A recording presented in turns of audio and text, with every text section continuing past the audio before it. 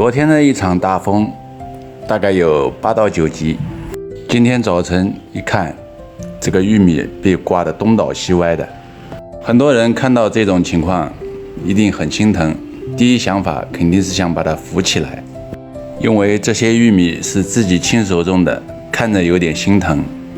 把苗子扶正了，再用土把根部培一培，根系应该不会受太大的影响。遇到这种情况，千万不要去扶它。如果这个时候你强行把它扶正了，你可能就犯了2种严重性的错误。第一个就是容易造成失误，在扳正的时候，茎秆内组织容易受伤。如果一不小心咔嚓把茎秆给扳断了，那就尴尬了。就算你小心翼翼的没有伤到茎秆，但是你对根系也是造成2次伤害。这个就是第2个错误。玉米向一边倾斜，只是半个根系松动而已，另外半边的根系根本就没有受到影响。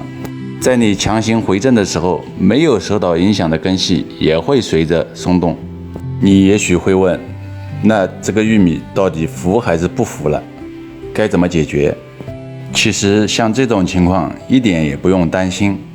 玉米这种作物有很强的向阳性，等出太阳了，长个几天，它就会自己慢慢的长正了，根本就不需要我们人为的干预它。玉米本来就是一个懒汉作物，只要根部的土球不被翻出来，一点问题都没有。本来你不管它，玉米还能好好的生长。如果自作多情的就这么一扶，好了，玉米有可能减产，要么你连玉米棒子都看不到，那就完了。说到底就是一句话，放手不管也不是坏事，自作多情的去扶正它也不是好事。像这种大风刮歪了，千万不要去管它哦。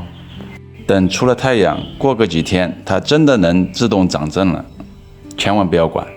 真正的培土是在根的上部有了气生根的时候做培土管理，那个时候差不多就是玉米的大喇叭口期，追肥和培土的管理要同步进行。最后再提醒一遍，千万不要动它哦。喜欢我的视频记得点赞加关注，谢谢你的观看，下期再见。